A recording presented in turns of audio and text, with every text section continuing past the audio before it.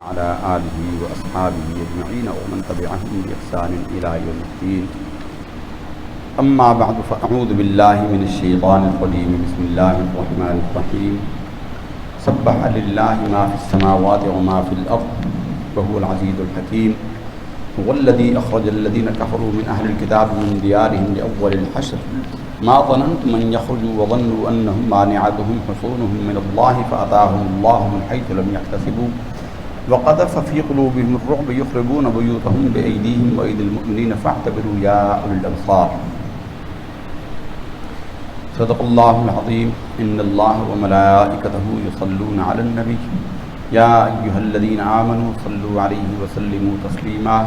اللهم صل على سيدنا ومولانا محمد معدن الجود والكرم وآله وبارك وسلم وصل علیہ. اللہ تعالیٰ کے فضل اور احسان سے اور اس کی دی ہوئی توفیق سے آج ہم نے سورۃ الحشر، سورۃ الصف، سورۃ الجمعہ، سورۃ المنافقون، سورۃ تغابن اور سورہ طلاق کی تلاوت کی ہے. سورۃ الحشر جو ہے یہ غزوہ خندق کے بعد بنو قریظہ کے ساتھ جو جنگ ہوئی تھی اس کے پس منظر میں نازل ہوئی ہے. وہ یوں کہ مدینہ طیبہ میں سرکار دو عالم صلی اللہ علیہ وسلم جب تشریف لائے، مدینہ طیبہ میں اسلامی ریاست قائم ہوئی تو آپ نے وہاں جو مقامی آبادی تھی، یہودیوں کی بڑی متمدن قوم تھی، بڑے پرانے وہاں رہائشی تھے، اور سچی بات یہ ہے کہ نبی کریم صلی اللہ علیہ وسلم کے ہی انتظار میں تھے کہ وہ نبی آخر الزمان یہاں آئیں گے، ہم ان پر ایمان لائیں گے. جب حضور تشریف لے آئے تو ان کا دل حسد سے بھر گیا اور یہ حضور کے مخالف ہو گئے. لیکن بہرحال یہ بڑے دولت والے تھے، پیسے والے تھے اور یہ پرانے رہائشی تھے. تو نبی صلی اللہ علیہ وسلم نے ان سے ایک معاہدہ کیا، میثاق مدینہ کے نام سے. دنیا میں یہ پہلا چارٹر آف ڈیمانڈ ہے، پہلا تحریری معاہدہ ہے دنیا کی تاریخ میں.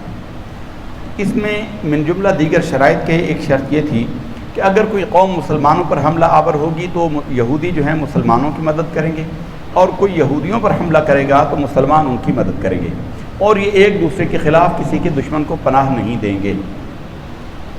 لیکن غزوہ خندق جو ہے وہ ہوئی ہی یہودیوں کی سازش سے تھی. یہودیوں نے جب دیکھا کہ جنگ بدر میں بھی مسلمان غالب آ گئے، جنگ احد میں بھی مسلمان جو ہیں وہ مٹے نہیں، دبے نہیں، تو انہوں نے مکہ جا کر مشرکین مکہ کو اکسایا اور کہا کہ تم مسلمانوں پر ادھر سے حملہ کرو اور پیچھے سے ہم حملہ کریں گے. مسلمان میدان جنگ میں ہوں گے، ہم ان کی عورتیں اٹھا کے لے جائیں گے، ہم ان کے بچوں کو قتل کر دیں گے، بوڑھوں کو مار دیں گے، مسلمانوں کو چکی کے 2 پارٹوں میں پیس دیں گے. تو یہ انہوں نے بڑی سریح دشمنی کی مسلمانوں کے ساتھ، ایسی کہ مسلمانوں پر اس سے کڑا وقت کوئی نہیں آیا. اس سے پیچھے سورہ احزاب میں آپ اس کا واقعہ پڑھ چکے ہیں. قرآن مجید کے الفاظ ہیں کہ وہ ایسا ہولناک دن تھا کہ مسلمانوں کے کلیجے اچھل کر ان کے حلق میں آ گئے. آپ خود تصور کریں کہ آپ میدان، یعنی ایک جماعت مسلمانوں کی میدان جنگ میں ہے، سامنے دشمنوں کی 10,000 کا لشکر اس سے پہلے کبھی نہیں آیا تھا، اتنا بڑا لشکر موجود ہے. مسلمان ان سے جنگ کے، یہ وہ جنگ ہے جس میں حضور نے پیٹ پر 2 پتھر باندھے ہوئے تھے. یعنی مسلمان اس حالت میں جنگ کے اندر موجود ہیں، پیچھے مسلمانوں کی آبادی ہے اور آبادی کے پیچھے ہندوؤں کی آبادی ہے، اور ہندوؤں نے جو ہے یہودیوں کی آبادی ہے، اور یہودیوں نے کوشش کی کہ مسلمانوں کی عورتوں پر حملہ کر دیں، عورتیں اٹھا کر لے جائیں اور مسلمانوں کے گھروں کو تباہ کر دیں. اب آپ اندازہ کریں کہ مسلمانوں کے لیے کتنا کڑا وقت تھا. بڑے بڑوں کے پیر اکھڑ گئے. منافقین نے اس وقت بڑی بڑی باتیں کی اور کہا کہ اللہ اور اللہ کے رسول کا وعدہ کیا تھا، وہ سوائے دھوکے کو اور کچھ نہیں تھا، اب مسلمانوں کو مزہ ملے گا اور یہ وہ سارا. لیکن اللہ تعالیٰ نے غزوہ احزاب میں مسلمانوں کی غیبی مدد کی اور بغیر لڑے دشمن کی فوج کو شکست ہو گئی. اللہ نے 10 دن انہوں نے کچھ دن محاصرہ کیے رکھا، خندق کو پاٹ نہیں سکے، اور پھر اللہ تعالیٰ نے طوفانی ہوا چلائی، عذاب چلایا، اور اس سے ان کی ہانڈیاں الٹ گئیں، خیموں میں آگ لگ گئے، رسیاں جانور توڑا کے بھاگ گئے، اور یہ بیچارے ذلیل و نامراد ہو کر دفع ہو گئے. اب یہودی تو اس انتظار میں تھے کہ وہ ان پر حملہ کریں گے، تب ہم پیچھے سے حملہ کریں گے، لیکن وہ نہ کر سکے. اب جب مسلمان واپس پہنچے تو مسلمانوں نے اللہ کا شکر ادا کیا کہ اللہ نے بغیر لڑے فتح عطا کی. تو سرکار دو عالم صلی اللہ علیہ وسلم نے فرمایا کہ ابھی ہتھیار نہ اتارو، اب ہمیں ایک اور مرحلہ درپیش ہے. اور سرکار دو عالم صلی اللہ علیہ وسلم ان کو لے کر مسلمانوں کو بنو قریظہ کی طرف چلے گئے. بنو قریظہ مدینہ کے نواح میں ایک بڑی آبادی تھی. یہودیوں کے 3 بڑے قبیلے تھے، بنو قریظہ، بنو نضیر اور ایک اور قبیلہ تھا، اس وقت ذہن سے نام اترا ہوا ہے. ان میں بنو قریظہ جو ہیں یہ بڑے خوشحال تھے، سب سے زیادہ دولت والے خوشحال تھے. تو اور ان کے بڑا مضبوط قلعہ تھا، ان کے قلعے ایسے تھے کہ یہ سمجھتے تھے کہ ان میں کوئی آ نہیں سکتا، اور مدینہ کی بہترین کھجوریں جو ہیں وہ ان کے باغات تھے، اس کی وجہ سے یہ دولت کماتے تھے، تو بڑے خوشحال تھے۔ ان کو تو گمان ہی نہیں تھا کہ مسلمان بچ سکیں گے، اور اب مسلمان ان کے سر پر آ گئے تو یہ قلعہ بند ہو گئے۔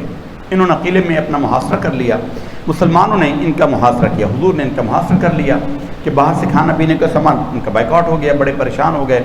جب انہوں نے دیکھا کہ جنگ نہیں ٹلنے والی تو آپ صلی اللہ علیہ وسلم کی طرف انہوں نے پیغام صلح بھیجا۔ حضور نبی کریم صلی اللہ علیہ وسلم نے کہا کہ اپنا نمائندہ بھیجو۔ اس جنگ میں پھر انہوں نے بھیجا اور انہوں نے کہا، حضور علیہ الصلوۃ والسلام کے لیے فرمایا کہ ہمارا فیصلہ جو ہے وہ حضور نہ کریں بلکہ سعد بن معاذ کریں۔ سعد بن معاذ انصار کے بڑے جلیل القدر صحابی تھے، اور انصار میں ان کا وہی درجہ تھا جو حضرت ابو بکر کا مہاجرین میں تھا، اور یہ بنو خضرج کے تعلق رکھتے تھے، مدینہ کے رہنے والے تھے۔ تو ان کا خیال یہ تھا یہودیوں کا، بدبختوں کا، کہ ہم جب سعد بن معاذ کے حوالے کریں گے تو یہ ہم سے نرمی کریں گے۔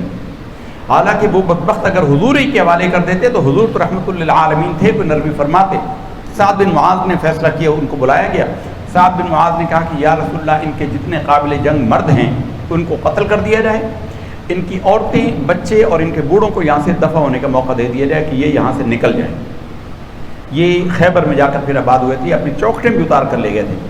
اس وقت جب محاصرہ کیا تھا اس وقت یہ ہوا کہ ان کے چونکہ کھجوروں کے باغات بہت تھے اور اس پر ان کو بڑا ناز تھا، تو اللہ تعالیٰ نے حکم دیا، اللہ کے رسول نے حکم دیا کہ ان کے کھجوروں کے درختوں کو کاٹ دیا جائے یا آگ لگا دی جائے۔ اب مسلمانوں میں کچھ لوگ جو جن کا بھی یا منافقین تھے، انہوں نے کہا کہ یہ نبی صلی اللہ علیہ وسلم نے تو جنگ کے اندر درختوں کو کاٹنے سے منع کیا ہوا ہے، اور یہ اپنے ہاتھوں سے کٹوا رہے ہیں اور خود آگ لگا رہے ہیں۔ اور پھر جب آدھا ان کا درخت کٹ گیا اور وہ اوپر سے دیکھ رہے تھے، ان کے دل زخمی ہو رہے تھے کہ ہمارے اتنا قیمتی باغات تباہ ہو گئے، تو پھر جب ان کے دل زخمی ہو گئے، ان کا روب چھا گیا، اللہ نے اسی کا ذکر اس میں کیا ہے، تو ان پر جب روب چھا گیا تو پھر حضور نے منع کر دیا کہ باقی درخت نہ کاٹے جائیں۔ یہ دراصل مسلمانوں کے لیے امتحان تھا۔ امتحان یہ تھا کہ دین لوگوں کو سمجھ آئے کہ دین ہے کیا، دین ہے اللہ کے نبی کا نام، نبی جو کہتے ہیں وہ دین ہے، کاٹنے کا حکم ہے تو وہ دین ہے، جب روکنے کا حکم ہے تو وہ دین ہے۔ لیکن منافقین وہ باتوں کے چکر میں پڑ گئے، جیسے ہمارے زمانے کے بڑے بڑے دانشور بنے پھرتے ہیں، وہ بکواسیں کرتے ہیں الٹی سیدھی۔ تو ان بدبختوں نے، منافقین نے کہا کہ دیکھو جی، اگر وہ کام اللہ کے حکم سے تھا کہ درختوں کو کاٹا جائے تو یہ پھر اللہ نے کیسے روک دیا؟ اللہ خود اپنا ایک حکم دیتا ہے پھر روک لیتا ہے۔ یہ اللہ کے حکم کی مصلحتیں اللہ جانتا ہے، اللہ کا رسول جانتا ہے، تم نہیں جانتے۔ اللہ نے اسی بات کو بیان فرمایا، اور پھر ان کو ایسا ہی کیا گیا، ان کی تمام قابل اور ان کے 10 بندوں کو پھر باہر بلایا جاتا رہا، ان کو پتہ نہیں چلتا تھا، ان کو باہر بلایا جاتا رہا، حضور کے پاس آتے رہے، ان کو قتل کر دیا جاتا، پھینک دیا جاتا۔ کافی دیر گزر گئی، ان کو سمجھ نہیں آئی۔ کافی دیر کے بعد ان کے اندر کا کوئی شخص، اس نے کہا تم غور نہیں کر رہے کہ ہمارا جو ساتھی باہر جا رہا ہے واپس نہیں آ رہا، وہ سارے مارے جا رہے ہیں۔ پھر انہوں نے امان کی درخواست کی، پھر سرکار نے ان کے ساتھ صلح فرمائی، اور پھر حضور نے ان کو وہاں سے نکل جانے کی اجازت دی، پھر یہ اپنے پڑھ کے لے گئے۔ اللہ تعالیٰ نے اسی واقعے کو، اس کے پس منظر میں یہاں پر بہت ساری باتیں بیان فرمائی ہیں۔ ارشاد ہوا سب خوبیاں اللہ کے لیے ہیں جو زمین و آسمانوں کا مالک ہے، اس کے لیے ہر شے کی تسبیح ہے، وہ غالب اور حکمتوں والا ہے۔ وہی ہے جس نے اہل کتاب کے کافروں کو، یہودی اہل کتاب تھے، ان کے کافر وہ ہو جنہوں نے رسول کا انکار کیا۔ اب اہل کتاب ہیں، کتاب کو بھی مانتے ہیں، اللہ کو بھی مانتے ہیں، رسول کے ماننے سے انکار کیا تو کافر ہوئے۔ رسول کا ماننا ایمان ہے اور رسول کو نہ ماننا کفر ہے۔ من دیارہم، ان کو نکالا ان کے گھروں سے، لأول الحشر، یہ ان کا پہلا حشر ہے، آخرت میں بھی حشر ہونا ہے۔ ما ظننتم ان یخرجوا وظنوا انہم مانعتہم حصونہم من اللہ، تو وہ یہ گمان نہ کریں کہ وہ جو قلعہ بند ہو کر بیٹھے ہیں تو کوئی ان تک پہنچے نہیں سکے گا۔ فآتاہم اللہ من حیث لم یحتسبوا، تو وہ آ گئے اللہ کے لشکر جہاں سے اللہ نے چاہا ان کو لے آیا۔ وقذف فی قلوبہم الرعب، اور ان کے دنوں میں اللہ نے روب ڈال دیا مسلمانوں کا۔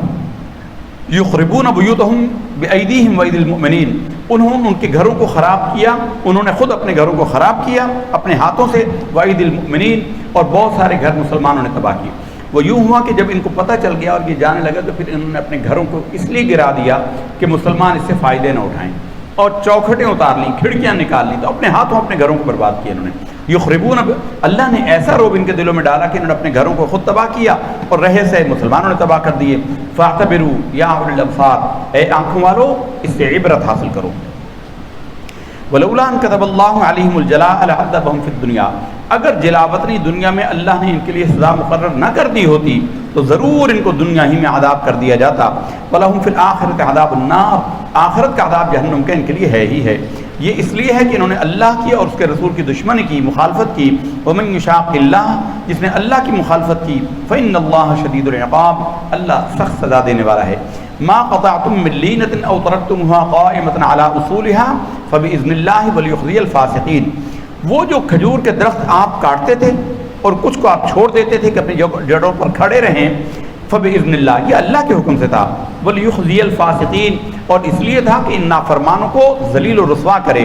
وما افاء اللہ علی رسولہ منہم فما اوجفتم علیہ من خیل ولا رکاب ولکن اللہ یسلط رسلہ علی من یشاء، یہ فیک ہے، مال غنیمت کا بیان کیا ہے کہ وہ مال جو بغیر لڑے مسلمانوں کو حاصل ہو، جس پر گھوڑے نہ دوڑائے گئے ہوں، نہ پیدل اس پر دشمنوں نے، مسلمانوں کے لشکر نے اس کو فتح کیا ہو، اللہ اپنے رسولوں میں سے جس کو چاہتا ہے اس پر غلبہ عطا فرماتا ہے، اللہ شیء قادر ہے اور وہ مالک ہے۔ اسی طرح کا خیبر بھی جب فتح ہوا تھا، باغ فتح کا جو مسئلہ شیعہ اور سنی مسلمانوں میں بہت بڑا اہم مسئلہ بنا ہوا ہے، وہ بھی مالک ہے تھا، اور اس میں بہرحال ایک بہت پیچیدہ مسئلہ ہے، بہت لمبا مسئلہ ہے، اس کے اگر تفصیل بیان کریں گے تو بہت زیادہ ہو جائے گا۔ تو مختصر یہ ہے کہ یہ سارا اسی پس منظر میں اللہ تعالیٰ نے اس واقعے کو اس صورت کے اندر بیان فرمایا ہے اور ایمان والوں کے لیے بیان فرمایا۔ وَلَوْ كَانَ وَيُؤْثِرُونَ عَلَىٰ أَنفُسِهِمْ وَلَوْ كَانَ بِهِمْ خَصَاصَةٌ، یہ ایثار کرتے ہیں اپنی ذات پر اگرچہ انہیں ضرورت ہوتی ہے، لیکن دوسروں کو اپنے اوپر ترجیح دیتے ہیں۔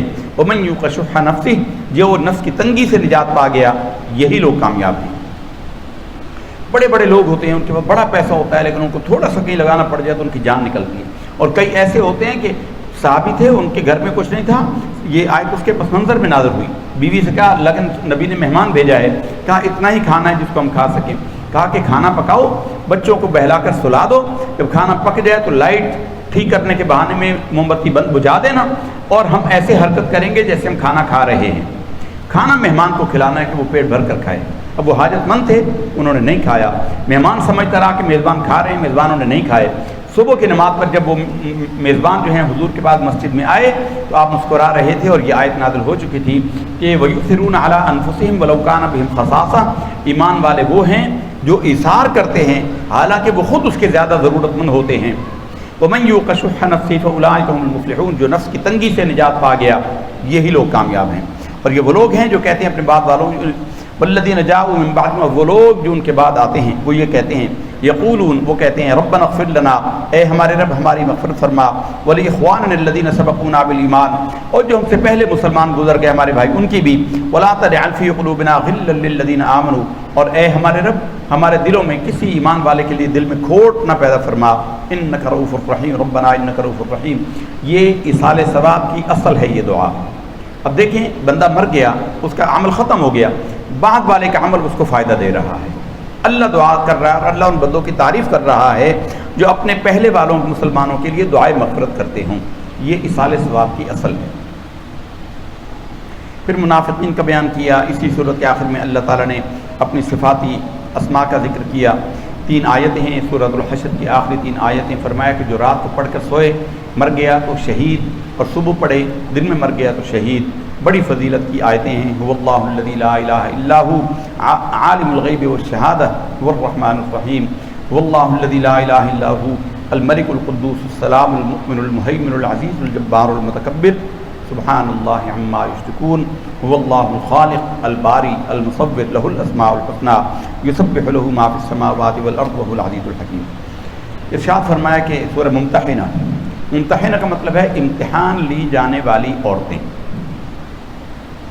اے ایمان والو، میرے اور اپنے دشمنوں کو اپنے دوست نہ بناؤ اور ان کی طرف محبت کا ہاتھ نہ بڑھاؤ، حالانکہ انہوں نے جب ان کے پاس حق آیا، اسلام آیا تو انہوں نے اس کا انکار کیا اور رسول کو اور تمہیں تمہارے گھروں سے نکلنے پر مجبور کر دیا، اس وجہ سے کہ تم ایمان لائے اللہ پر۔ ان کنتم خرجتم جہادا فی سبیلی، اگر تم نکلتے ہو میرے راستے میں جہاد کے لیے، وابتغاء مرضاتی تسرون الیہم بالمودہ، اور تم دل میں ان کی محبت رکھتے ہو، تم دل میں چھپاتے ہو ان کی محبت، وَأَنَا أَعْلَمُ بِمَا أَخْفَيْتُمْ وَمَا أَعْلَنْتُمْ، اور میری شان، رب فرما رہا ہے کہ میری شان وہ ہے کہ جو تم دل میں چھپاتے ہو میں اسے بھی جانتا ہوں، جو تم ظاہر کرتے ہو میں اسے بھی جانتا ہوں۔ وَمَنْ يَفْعَلْهُ مِنْكُمْ، یعنی جو ان کافروں سے، جو ان کو گھروں سے نکالنے والے ہیں، ان پر ظلم کرنے والے، ان کے ساتھ دوستی رکھے۔ اللہ تعالیٰ فرماتا ہے کہ وہ سیدھے راستے سے بہت دور بھٹک گئے۔ پھر کافروں کی صفات بیان کی، پھر اللہ نے فرمایا کہ مسلمانوں کے لیے ابراہیم علیہ السلام کا اسوہ حسنہ بہت قابل عمل ہے۔ قد کانت لکم اسوۃ حسنۃ فی ابراہیم والذین معہ اذ قالوا لقومہم، جب ابراہیم نے اپنے قوم سے کہا انا براء منکم، ہم تم سے بیزار ہیں، ومما تعبدون من دون اللہ، اور ان خداؤں سے بھی جو تم اللہ کے سوا دوسرے پوجتے ہو، کفرنا بکم، ہم ان کا انکار کرتے ہیں، وبدا بیننا وبینکم العداوۃ والبغضاء ابدا، ہمارے تمہارے درمیان قیامت تک کی دشمنی ہو گئی، یہاں تک کہ تم اللہ وحدہ لا شریک پر ایمان لے آؤ۔ اور نہیں تھے کہنے والے ابراہیم اپنے باپ آزر کے لیے لاستغفرن لک، اے اللہ اس کی مغفرت فرما، وما املک لک من اللہ من شیء، اور وہ انہوں نے کہا کہ میں اپنے اللہ تعالیٰ کی طرف سے اپنی جان پر کسی شے کا مالک نہیں ہوں۔ ربنا علیک توکلنا والیک انبنا، اے ہمارے رب ہم نے تجھ ہی پر بھروسہ کیا، تیری ہی طرف رجوع کیا، اور تیری ہی طرف پلٹنا ہے۔ اس کے لیے فرمایا کہ لا ینہاکم، اب یہ ایک اصولی بات بیان کی ہے، لا ینہاکم اللہ عن الذین لم یقاتلوکم فی الدین ولم یخرجوکم من دیارکم ان تبروہم وتقسطوا الیہم ان اللہ یحب المقسطین۔ اللہ تعالیٰ تمہیں ان کافروں کے ساتھ بھلا سلوک کرنے، انصاف کرنے، ان کے ساتھ مہربانی کرنے سے منع نہیں فرماتا جنہوں نے تمہیں اپنے گھروں سے نکالا، تمہیں گھروں سے نہیں نکالا اور تمہارے ساتھ بھلائی کی، یعنی وہ کافر جنہوں نے تمہارے خلاف، اس کو حربی کافر کہتے ہیں، اسلام کی اصطلاح میں اس کو حربی کافر کہتے ہیں، جس نے مسلمانوں کے خلاف جنگ کی یا مسلمانوں کی تکلیف پہنچانے میں مدد کی، اس کے ساتھ دشمنی ہے۔ اور جس نے ایسا نہ کیا ہو اس کے ساتھ بھلا سلوک کرنا، ہمسائیگی کے حق رکھنا، اس کے ساتھ اچھائی کرنا، انصاف کا معاملہ کرنا، اللہ تمہیں اس کا حکم دیتا ہے۔ انما ینہاکم اللہ عن الذین، اللہ تمہیں ان کافروں سے منع کرتا ہے تعلق رکھنے سے، فی الدین، جنہوں نے تم سے دین میں جنگ کی، واخرجوکم من دیارکم، اور تمہیں نکالا تمہارے گھروں سے، وظاہروا علی اخراجکم ان تولوا، اور ان لوگوں کی مدد کی جنہوں نے تمہیں گھروں سے نکالا، یعنی حربی کافر جنہوں نے مسلمانوں کو نقصان پہنچایا۔ اس کے بعد اصولی، اب یہ ظاہر ہمارے زمانے کی باتیں تو نہیں ہیں، آج کل کی اس کی ضرورت پیش نہیں آتی، لیکن پھر بھی اللہ تعالیٰ نے بیان فرمایا، اے ایمان والو، یہ جو آج کل لو میرج کا شوق ہوتا ہے، لڑکے لڑکیاں، کئی ہندو لڑکوں سے لڑکیاں مسلمانوں کی معاشقہ کر بیٹھتی ہیں، برباد ہوتی ہیں، اپنا دین بھی لے جاتی ہیں عیسائیوں سے۔ اب یہ اللہ تعالیٰ فرما رہا ہے، اے ایمان والو، اذا جاءکم المؤمنات مہاجرات فامتحنوا، اے ایمان والو، جب تمہارے پاس مہاجر عورتیں آ جائیں تو ان کا امتحان لے لو، ان کو جانچ لو کہ یہ دل سے مسلمان ہوئی ہے یا کسی برے ارادے سے آئی ہے، صرف عشق کی وجہ سے آئی ہے یا مسلمانوں کے خلاف جاسوسی کرنے آئی ہے یا کس وجہ سے آئی ہے، اس کی جانچ لو۔ اللہ اعلم بایمانہن، اللہ تو ان کے ایمان کو جانتا ہی ہے، لیکن اب ظاہر ہے ہمیشہ وہی نہیں رہنی، قیامت تک کے لیے ایک اصول بیان کیا کہ جو عورت غیر مسلموں سے مسلمان میں داخل ہو اس کا اچھے طریقے سے جائزہ لو کہ وہ دل سے مسلمان ہوئی ہے۔ فَإِنْ عَلِمْتُمُوهُنَّ مُؤْمِنَاتٍ، پھر اگر تم جان لو کہ وہ پکی مومنات ہیں، فَلَا تَرْجِعُوهُنَّ إِلَى الْكُفَّارِ، تو پھر کافروں کو لوٹاؤ نہیں، یعنی وہ شادی شدہ تھی، پیچھے بیوی بچے، اس کے شوہر اور بچے ہیں، اب جب تم نے جان لیا کہ دل سے مسلمان ہوئی ہے اور وہ بیچاری اپنا گھر بار چھوڑ کر آئی، پھر اس کو کافروں کو نہ لوٹاؤ۔ اب یہ ان کافروں کے لیے حلال نہیں ہیں اور نہ ہی کافر مرد ان کے لیے حلال ہیں۔ وَآتُوهُمْ مَا أَنفَقُوا، اور ان کافروں کو جنہوں نے جن کی یہ بیویاں ہیں، انہوں نے جب ان کے ساتھ شادیاں کی تھیں تو انہوں نے حق مہر دیا تھا، کوئی مال دیا تھا، جو مال انہوں نے دیا ہے وہ ان کو لوٹا دو۔ یہ اب دیکھیں اسلام کتنا انصاف کا حکم دے رہا ہے کہ ان کافروں کو جو انہوں نے حق مہر میں مال دیا وہ لوٹا دو۔ وَلَا جُنَاحَ عَلَيْكُمْ أَن تَنكِحُوهُنَّ إِذَا آتَيْتُمُوهُنَّ أُجُورَهُنَّ، اور تمہارے لیے یہ جائز نہیں ہے کہ ان کے ساتھ نکاح کرو جب تک کہ تم ان کے حق مہر ان کو نہ دو، یعنی اب تم نے نیا حق مہر کرنا ہے تو نئے حق مہر کے ساتھ نیا نکاح کرنا ہے۔ وَلَا تُمْسِكُوا بِعِصَمِ الْكَوَافِرِ، اور ایسے ہی کافر عورتیں جو تمہارے گھروں میں، مسلمانوں کے گھروں میں کئی بیویاں کافر تھیں، اب تم ان کو روک کے نہ رکھو، مجبور بھی نہ کرو اور ان کو روک کے بھی نہ رکھو۔ وَاسْأَلُوا مَا أَنفَقْتُمْ، اور جو تم نے ان پر خرچ کیا ہے ان سے وہ مانگو کہ جو ہم نے تم پر خرچ کیا وہ ہمیں دو۔ حق مہر دو یا اور جو تحفہ دیا، وَلْيَسْأَلُوا مَا أَنفَقُوا، اور وہ بھی تم سے سوال کر سکتے ہیں جو انہوں نے خرچ کیا۔ ذَلِكُمْ حُکْمُ اللَّهِ يَحْكُمُ بَيْنَكُمْ، یہ تمہیں اللہ حکم فرماتا ہے تمہارے درمیان فیصلہ کرتے ہوئے۔ اس کے بعد نبی صلی اللہ علیہ وسلم کو فرمایا کہ مومن عورتوں سے بیعت لو۔ یہ اس چیز کی دلیل ہے جو ہمارے یہاں پیچھے بھی گزر چکی، اس وقت وقت نہیں تھا سورہ فتح میں، کہ بہت سارے لوگ کہتے ہیں کہ بیعت کا اسلام میں کوئی حکم نہیں، بیعت اسلام ہی ہوتی ہے، فتنے ہیں نا ہمارے زمانے کے۔ اللہ فرما رہا ہے کہ اے نبی تمہارے پاس جب مومن عورتیں آ جائیں، مومن عورتیں، اب ان سے بیعت لیں۔ یہ جو ہمارے ہاں مروجہ بیعت ہے، پیر کے ساتھ پیر سے بیعت ہوتی ہے، مرشد سے بیعت ہوتی ہے، یہ بیعت فقہی اعتبار سے بیعت توبہ کہلاتی ہے۔ اب یہ بیعت توبہ کا بیان ہو رہا ہے کہ گناہوں سے بچنے کی توبہ ان سے بیعت کی جائے کہ میرے ہاتھ پر اللہ سے وعدہ کرو کہ تم یہ کام نہیں کرو گے، کہ بیعت لو ان سے اس بات پر کہ اللہ کے ساتھ کسی کو شریک نہ ٹھہرائیں گی، اور چوری نہیں کریں گی، اور زنا نہیں کریں گی، اور اپنی اولادوں کو قتل نہیں کریں گی، اور اپنی بہتان نہیں لگائیں گی کسی اور پر گھڑا ہوا، اور اپنے ہاتھوں اور پیروں سے، اور نہ ہی نافرمانی کریں گی آپ کی معروف بات میں، فبایعہن، تو ان کی بیعت کر لیجئے، واستغفر لہن اللہ، اور اللہ سے ان کے لیے استغفار کریں، ان اللہ غفور الرحیم، اللہ تعالیٰ بخشنہار مہربان ہے۔ عورتوں کو بیعت کرنے کا نبی صلی اللہ علیہ وسلم کا طریقہ یہ ہے، یہ جو ہمارے زمانے کے اللہ معاف فرمائے جاہل پیروں نے بھی وہ تباہی مچائی ہے کہ خدا کی پناہ ہے، عورت کو چھونے کی اجازت نہیں ہے۔ نبی صلی اللہ علیہ وسلم نے ہاتھ نہیں لگائے، دو طریقے آپ نے اختیار فرمائے، ایک تو ایک بڑا برتن منگوایا پانی کا، پانی کے ایک طرف حضور نے ہاتھ رکھ لیا اور ایک طرف اس عورت نے ہاتھ رکھا، ہاتھ آپس میں ٹچ نہیں ہو رہے تھے، بس پانی میں ہاتھ رکھا تھا۔ اور ایک طریقہ یہ اختیار کیا تھا کہ لمبی چادر آپ نے پھیلا دی، ایک سرا آپ نے خود پکڑا اور ایک سرا ان عورتوں کو پکڑایا اور اس پر ان سے بیعت لی۔ مردوں کو ہاتھ پر ہاتھ رکھ کے بیعت لی جاتی تھی اور عورتوں سے اس طریقے سے لی جاتی تھی۔ سورہ صف ہم نے تلاوت کی ہے، صف کا مطلب یہ صف بنانا ہوتا ہے۔ اللہ تعالیٰ کو صف بنانا بڑی محبوب ہے، چاہے وہ نماز کی صف ہو، چاہے جہاد فی سبیل اللہ کی صف ہو۔ صفوں میں جو مسلمان مل کر جو کام کرتے ہیں اللہ کو بڑا محبوب ہوتا ہے۔ اجتماعی عبادت کا اس لیے درجہ بہت زیادہ ہے، اس لیے انفرادی نماز سے جماعت کے ساتھ نماز پڑھنے میں 27 گنا درجہ ہے۔ صف کا ذکر ہے، یہی صورت ہے جس میں حضرت سرکار دو عالم صلی اللہ علیہ وسلم کا نام نامی احمد آئے ہیں۔ حضرت عیسیٰ نے کہا کہ میں جاؤں گا اور تمہیں خوشخبری دیتا ہوں کہ میرے بعد رسول آئیں گے جن کا نام نامی احمد ہوگا۔ سورہ جمعہ ہے، فرضیت جمعہ اسی صورت میں ہوا تھا، اور پہلا جمعہ جب ہوا تو مسلمانوں کو چونکہ ابھی اس کے احکامات کا پتہ نہیں تھا، اور جمعے میں پہلے طریقہ ایسا ہی ہوتا تھا جیسے عید میں ہوتا ہے کہ خطبہ بعد میں ہوتا ہے، خطبہ بعد میں ہوتا تھا جمعے میں۔ تو مسلمانوں میں بڑی تنگی کے دن تھے، جمعہ فرض ہو گیا، مال آیا بکنے کے لیے مدینہ میں، جیسے جمعہ بازار لگتا ہے بازار لگتا تھا وہاں، تو انہوں نے ڈھول بجائے، آوازیں لگائیں، تو بہت سارے لوگ جو نماز پڑھ چکے تھے انہوں نے خطبے کی اہمیت کو سمجھا نہیں، ابھی نیا حکم تھا، وہ دوڑ پڑے، تو اللہ نے کچھ لوگ بچ گئے تھوڑے سے۔ اس پر معاذ اللہ جو شیعہ حضرات ہیں وہ کہتے ہیں کہ مسلمانوں کی اکثریت تو منافق تھی، دیکھو جی سارے بھاگ گئے، بھائی حکم ہی نافذ نہیں ہوا، پتہ ہی نہیں مسلمانوں کو۔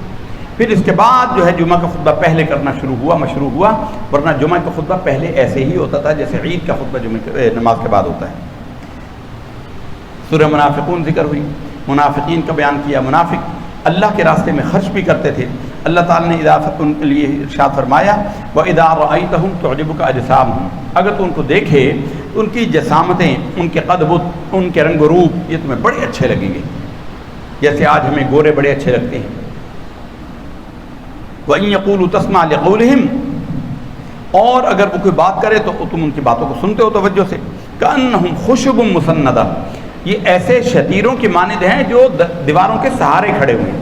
شتیر کا کام ہوتا ہے چھت کا بوجھ اٹھانا، اور یہ شتیر کس کام کا؟ جو خود اپنا بوجھ دیوار کے اوپر دیا کھڑا ہو، یعنی کھڑا کر کے، تو بیکار لوگ ہوتے ہیں چاہے کتنا حسین و جمیل ہوں۔ اللہ تعالیٰ فرماتا ہے کہ انہیں جب کہا جائے کہ رسول کی بارگاہ میں آؤ تمہارے لیے وہ اللہ سے استغفار کریں، یہ گردن کو جھٹکتے ہیں اور کہتے ہیں کہ ہم تو ڈائریکٹ مانگیں گے۔ یہ ڈائریکٹ والے جو ہے نا یہ اصل میں انہی کی فکر سے متاثر ہیں۔ بھائی اللہ کا رسول تمہارے درمیان وسیلہ ہے، اس کو تم کیسے بائی پاس کر کے جا سکتے ہو؟ ہمارے لیے اللہ ہی کافی ہے، ایک عام جملہ ہے، کہتے ہیں ہمارے لیے اللہ ہی کافی ہے، تو پھر لا الہ الا اللہ ہی پڑھا کرو، محمد الرسول اللہ نہ پڑھا کرو۔ جب اللہ ہی کافی ہے، رسول کی تمہیں حاجت ہی نہیں ہے، تو پھر تم رسول اللہ کیوں پڑھتے ہو؟ محمد الرسول اللہ کلمے کا جزء اول ہی پڑھو۔ یہ ظالم ہیں، یہ ظالم ہیں، مسلمانوں کے ایمانوں کے ڈاکو ہیں۔ مسلمان ابو بکر کا ایمان یہ تھا کہ ترکت اللہ و رسولہ، گھر والوں کے لیے اللہ اور اللہ کے رسول کو چھوڑ کر آیا۔ بھائی اللہ کے رسول تو سامنے بیٹھے ہیں، حضور کہتے کہ بھئی میں تو یہاں بیٹھا ہوں، اللہ کا کہو، یہ تو تم شرک کر رہے ہو۔ حضور کے لیے اللہ کافی تھا، حضور اور اللہ کے درمیان کوئی اور نہیں، ہمارے اور اللہ کے درمیان حضور ہیں، ہمارے لیے اللہ تعالیٰ تک بغیر حضور کے رسائی ممکن نہیں ہے۔ یہ ایک شیطانی جملہ ہے، یعنی جملہ حق مراد شیطانی۔ ایسے جملے ہوتے ہیں جو جملے حق ہوتے ہیں لیکن ان سے مراد شیطانی ہوتی ہے، یہ رسول سے کاٹنے کا راستہ ہے۔ انہیں کہا جاتا ہے وَإِذَا قِيلَ لَهُمْ تَعَالَوْا، جب انہیں کہا جائے کہ آؤ يَسْتَغْفِرْ لَكُمْ رسول اللہ، تمہارے لیے اللہ کے رسول استغفار کریں، لَبَّوْا رُؤُوسَهُمْ، سروں کو جھٹکتے ہیں، وَرَأَيْتَهُمْ يَصُدُّونَ وَهُمْ مُسْتَكْبِرُونَ، سروں کو جھٹکتے ہیں اور تکبر کرتے ہیں، استکبار کرتے ہیں۔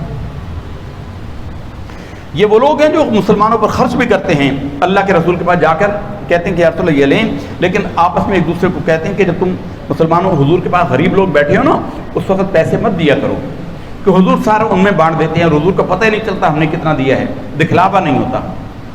اس لیے جب کوئی نہ ہو تو ہم الذین یقولون لا تنفقوا علی من عند رسول اللہ حتی ينفضوا، یہاں تک کہ وہ لوگ چلے جائیں۔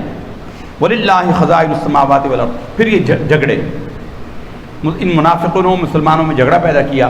ایک گروہ نے کہا یا معاشر الانصار، اور ایک گروہ نے کہا یا معاشر المہاجرین، اے مہاجروں میری جماعت میری مدد کو آؤ، ایک نے کہا اے انصاریوں میری مدد کو آؤ۔ سرکار دو عالم صلی اللہ علیہ وسلم دیکھیں آپ کے اخلاق کتنے حسین و جمیل ہیں۔ ایک بات یہ ہے جو تعصب بھڑکاتا ہے، حضور نبی کریم صلی اللہ علیہ وسلم نے فرمایا کہ جو تمہارے درمیان تعصب کو بھڑکائے اسے تم اس کے باپ کی گالی دو۔ حضور گالی دینے کا حکم دے رہے ہیں، آپ اندازہ کریں یہ کیا اخلاق۔ ہمارے اندر کتنے تعصبات ہیں، پنجابی، سندھی، مہاجر، مقامی، پشتون اور کیا کیا تعصبات شیطان نے بھر دیے۔ یہ وہ عمل ہے جس کو سرکار دو عالم صلی اللہ علیہ وسلم نے فرمایا کہ جو تمہارے درمیان تعصبات کو ہوا دے اسے تم باپ کی گالی دو۔ حضور نے فرمایا کہ تم اللہ کے رسول کے موجودگی میں یہ بکواس کر رہے ہو، اے مہاجروں، اے انصاریوں، اور بھائی مسلمان بھائی ہیں سارے، جو زیادتی کر رہا ہے وہ شخص زیادتی کر رہا ہے، اس میں اس کے قوم کا کیا تعلق ہے۔ پھر صدقے کا بیان کیا کہ جب مسلمان مرنے لگے گا وہ کہے گا کہ کاش مجھے مہلت ملے میں صدقہ کروں اور نیک ہو جاؤں۔ فرمایا کہ وہ مرتے ہوئے انسان نماز کی آرزو نہیں کرے گا کہ مجھے مہلت مل جائے، میں نماز پڑھ لوں، میں روزہ رکھ لوں، میں فلاں کر لوں، وہ کہے گا میں اللہ کے راستے میں خرچ کر لوں، اس لیے کہ یہ وہ عمل ہے کہ مرنے کے بعد بھی اس کو فائدہ دے گا۔ اس وقت اس کی آنکھیں کھلیں گی کہ اللہ کے راستے میں جو اس نے خرچ کیا ہے وہ اس کو فائدہ پہنچا رہا ہے۔ سورہ تغابن ہم نے تلاوت کی۔ تغابن کا مطلب ہوتا ہے دھوکے میں ڈالنے والا۔ یوم یجمعہم لیوم الجمع ذالک یوم التغابن، وہ دن جس دن اللہ تعالیٰ لوگوں کو جمع فرمائے گا جس سے یہ دھوکے میں پڑے ہوئے ہیں۔ اس آیت سے اس صورت نام سورۃ تغابن پڑھا ہے، قیامت کے بارے میں لوگ دھوکے میں پڑے ہوئے ہیں، اللہ تعالیٰ ہمیں ہماری غفلت کی آنکھوں کو کھول دے۔ اس کے بعد ہم نے سورہ طلاق تلاوت کی ہے۔ سورہ طلاق کو سورہ نساء، چھوٹی سورہ نساء بھی کہا جاتا ہے۔ اس میں طلاق کے معاملات بیان کیے گئے ہیں۔ اے نبی صلی اللہ علیہ وسلم کے ذریعے مسلمانوں کو حکم دیا، اذا طلقتم النساء، اے نبی صلی اللہ علیہ وسلم کے امتیوں جب تم طلاق دو اپنی بیویوں کو، فطلقوہن لعدتہن واحصوا العدہ، تو ان کو طلاق دے کر ان کی عدت پوری کرنے دو اور ان کی عدت کو شمار کرو۔ عدت ایک ایسا چیز ہے کہ اسلام میں نکاح ٹوٹ جانا اتنا بڑا واقعہ ہوتا ہے کہ اور عورت کے لیے اتنا بڑا نقصان دہ ہوتا ہے کہ عورت کو اس کی عدت کا حکم دیا گیا ہے۔ مطلقہ جو طلاق دی جائے اس کی عدت 3 ماہواریاں ہوتی ہے، 3 ماہواریاں ہو جائیں تو اس کے بعد وہ آزاد ہو جاتی ہے، لیکن اب عرف میں 3 مہینے کہہ دیا جاتا ہے، چونکہ یہ معاملہ صرف عورت ہی کے اختیار میں ہوتا ہے، کوئی نہیں جانتا، تو قانونی ہمارے معاشرے میں ہمارے جو آئینی قوانین ہیں اس میں بہت ساری چیزیں غیر اسلامی بھی ہیں۔ اسلام یہ کہتا ہے کہ 3 مینسز عورت نہا لے، چاہے 20-25 دن کے بعد اس کو ہو جائیں، کئی دفعہ 15-20 دن کے بعد ہو جاتے ہیں، 3 ماہواریاں وہ نہا لے وہ آزاد ہیں۔ اور بیوہ کے لیے 120 دن ہے، 4 مہینے 10 دن بیوہ کے لیے، اور اس میں عمر کی کوئی قید نہیں ہے۔ اس میں اس بات کی بھی قید نہیں ہے کہ میاں بیوی شوہر میں، یعنی بیوی پاکستان میں ہے، شوہر سعودی عرب چلا گیا، امریکہ چلا گیا، 15 دن رہے، 10 دن رہے، 4 سال وہ وہاں رہا، 4 سال کے بعد اس نے طلاق دے دی، تب بھی عدت کرنا ہوگی۔ ایک عورت بوڑھی ہے جو 70-80 سال کی ہے اور اس کا شوہر فوت ہو جائے، عدت اس کو بھی کرنا ہوگی۔ یہ اللہ نے اصول بیان فرمائے، اس اصول سے کسی کو مفر نہیں ہے جو اللہ نے فرمایا۔ اور عدت کا شمار اس وقت ہوتا ہے جیسے ہی شوہر طلاق دے۔ بیوہ کی جو حاملہ کی عدت ہے وہ وضع حمل ہے، حاملہ عورت ہو، اس کا شوہر مر جائے یا اس کو طلاق دے دے، ابھی عورت کا مرد کا جنازہ نہ اٹھایا گیا ہو، عورت کا بچہ پیدا ہو جائے یا مسکیریج ہو جائے، وقت اس کا اسی وقت اس کی عدت ختم ہو جاتی ہے، اور چاہے پہلے مہینے کی حاملہ ہے اور 9 مہینے اسے عدت کرنا پڑے تو اسے عدت کرنا ہی ہوگی، بچے کی پیدائش پر اس کی عدت ختم ہوگی۔ فَإِذَا بَلَغْنَا أَجَلَهُنَّ، پھر جب وہ اپنی مدت کو پوری پہنچ جائیں، اب یہ 2 طلاقوں کا حکم ہے، فَأَمْسِكُوهُنَّ بِمَعْرُوفٍ، یا ان کو اچھے طریقے سے روک لو، اور فَارِقُوهُنَّ بِمَعْرُوفٍ، یا ان کو جدا کر دو اچھے طریقے سے۔ اور ہمارے ہاں جب کسی کو طلاق دی جائے تو دنیا جہان کے الزامات اس عورت کے حصے میں بیچاری کے آتے ہیں، جتنا ہو اور دونوں فریق اتنے کیچڑ اچھالتے ہیں، اللہ معاف فرمائے، اللہ نے بہت ناپسند کیا اس کو، بھائی تمہارے ساتھ نہیں بسر ہوئی، اب جس اور کے کسی گھر تو بسنے دو، اس کی نفرت اتنے تو نہ پھیلا دو کہ تم لوگوں کے اندر اس کو بدنام کرتے پھرو۔ ایک بزرگ کا واقعہ ہے، ان کا بیوی کے ساتھ جھگڑا رہتا تھا، لوگ ان سے پوچھتے، ہمسایوں میں آوازیں آتی تھیں، بھی تمہارے گھر میں بڑے جھگڑنے کی آوازیں آتی ہیں، تمہاری بیوی بہت شور مچاتی، کیا بات ہے؟ انہوں نے کہا بھی میری بیوی ہے، میرے گھر کی بات ہے، میں گھر کی بات باہر کیوں کروں؟ اللہ کا کرنا ہوا کہ کچھ عرصے کے بعد اس بیوی کو طلاق ہو گئی، اس نے طلاق دے دی، بڑے میاں بڑے صاحب نے، ان بزرگوں نے طلاق دے دی، تو لوگوں نے پھر پوچھا کہ حضرت کیا ہو جائے، اب تو وہ آپ کی بیوی نہیں رہی، اب تو بتائیں کیا بات ہو گئی تھی؟ انہوں نے کہا اب اس عورت کا میرے ساتھ تعلق ہی نہیں ہے تو کسی غیر عورت کے بارے میں کیوں بات کروں میں؟ ہمارے معاشرے میں اس میں بہت زیادہ ظلم پایا جاتا ہے، طلاق کے معاملات میں بہت ہی زیادہ جاہلانہ اور ظالمانہ طریقے رائج ہیں، اللہ کے لیے ان طریقوں کی اصلاح کریں۔ فرمایا کہ وہ عورتیں یا اس من المحیض، یعنی جن کی عمر اتنی زیادہ ہو جائے، جن کو مینسز آنا بند ہو جائیں تمہاری بیویوں سے، ان کے لیے بھی عدت جو ہے فعدتہن 3 اشہر، عدت ان کی 3 مہینے ہے، یعنی وہ عدت ان کی بھی ہے، یعنی جن عورتوں کی عمر اتنی زیادہ ہو گئی کہ ان کے مینسز آنا بند ہو گئے، اس کو طلاق ہو جائے تو عدت ان کی پھر 3 مہینے چاند کے اعتبار سے شمار کیے جائیں گے، جو مہینوں کا ذکر ہوتا ہے وہ چاند کے ساتھ ہوتا ہے۔ واللائی لم یحضن، یا وہ عورتیں جن کو ابھی حیض آتا ہی نہیں، کئی عورتیں صحیح ہوتی ہیں لیکن ان کو مینسز نہیں ہوتے، اور کئی ابھی نابالغ ہوتی ہیں، ان کا نکاح ہوتا ہے، تو عدت ان کی جو ہے وہ 3 مہینے، لیکن یہ اس صورت میں ہے کہ ان کی رخصتی ہو گئی ہو، اگر رخصتی سے پہلے طلاق ہو جائے یا شوہر مر جائے اس میں عدت نہیں ہے۔ وَأُولَاتُ الْأَحْمَالِ أَجَلُهُنَّ أَن يَضَعْنَ حَمْلَهُنَّ، اور حاملہ کی عدت جو ہے وہ وضع حمل ہے۔ وَمَن يَتَّقِ اللَّهَ يَجْعَل لَّهُ مِنْ أَمْرِهِ يُسْرًا، اور یہ اللہ نے اس لیے رکھا ہے کہ تمہارے معاملات کو آسان فرما دے۔ ذَلِكَ أَمْرُ اللَّهِ أَنزَلَهُ إِلَيْكُمْ، یہ اللہ نے تمہاری طرف حکم نازل فرمایا ہے۔ وَمَن يَتَّقِ اللَّهَ يُكَفِّرْ عَنْهُ سَيِّئَاتِهِ، جو اللہ سے ڈرتا رہا تو اللہ اس کے گناہوں کو مٹا دے گا اور اس کے اجر کو بہت بڑھا دے گا۔ أَسْكِنُوهُنَّ مِنْ حَيْثُ سَكَنْتُم مِّن وُجْدِكُمْ، جہاں تم نے ان کو رہائش دی ہے ان کو روکے رکھو، ان کو رہائش، طلاق دیتے ہی ان کو بے دخل نہ کر دو، نکال نہ دو، ان کے پاس کوئی اور ٹھکانہ نہ ہو تو۔ وَلَا تُضَارُّوهُنَّ لِتُضَيِّقُوا عَلَيْهِنَّ وَإِن كُنَّ أُولَاتِ حَمْلٍ، اور اگر وہ حاملات ہیں، فَأَنفِقُوا عَلَيْهِنَّ حَتَّى يَضَعْنَ حَمْلَهُنَّ، تو ان کو بچے کی پیدائش تک کا تم نے سارا خرچہ دینا ہے۔ خاتون حاملہ ہے، اس کو تم نے طلاق دے دی ہے تو اس کا وضع حمل تک اس کا سارا خرچہ اس کے شوہر کے ذمہ ہے، وضع حمل کا بھی۔ وَإِن كُنَّ فَإِنْ أَرْضَعْنَ لَكُمْ، پھر وہ بچہ پیدا ہونے کے بعد وہ اس کو دودھ پلائے، فَإِنْ أَرْضَعْنَ لَكُمْ فَآتُوهُنَّ أُجُورَهُنَّ، تو ان عورتوں کو دودھ پلائی کے پیسے بھی دو۔ وَأْتَمِرُوا بَيْنَكُمْ بِمَعْرُوفٍ، اور ایک دوسرے کو بھلائی کا حکم دو۔ وَإِنْ تَعَاثَرْتُمْ فَسَتُرْضِعُ لَهُ أُخْرَىٰ، اور تمہیں اگر تنگی ہو اس میں اس عورت سے دودھ پلانے میں تو دودھ پلائی کے لیے کوئی اور عورت مقرر کر لو۔ لِيُنْفِقْ ذُو سَعَةٍ مِّن سَعَتِهِ، خرچ وہ کرے جس کی جتنی گنجائش ہے اس کے اعتبار سے کرے۔ وَمَنْ قُدِرَ عَلَيْهِ رِزْقُهُ فَلْيُنْفِقْ مِمَّا آتَاهُ اللَّهُ، جس کو اللہ نے بہت دیا ہے وہ یہ نہ کرے کہ اس کے پیسے گن گن کے رکھے، تھوڑے تھوڑے کر کے اس کو دے، اس کو اللہ نے وسعت دی ہے وہ بھی آگے وسعت دے، اور جس کا رزق اللہ نے تنگ کیا ہے وہ جو اللہ نے دیا اس کے مطابق اس کو دے صحیح۔ لا يكلف الله نفسا الا وسعها، اللہ تعالیٰ نے کسی الا ما آتاها، اللہ کسی جان پر اس کو دیے گئے سے زیادہ بوجھ نہیں ڈالتا۔ سيجعل الله بعد عسر يسرا، ان قریب اللہ تعالیٰ تنگی کے بعد تمہارے لیے آسانی بنا دے گا۔ اللہ تعالیٰ سے دعا ہے کہ قرآن حکیم کے صحیح پڑھنے سمجھنے اور عمل کی توفیق دے۔ وما علیہ الا البلاغ المبین۔ کوئی سوال کسی کا ہو تو کہہ سکتے ہیں۔ یہ جی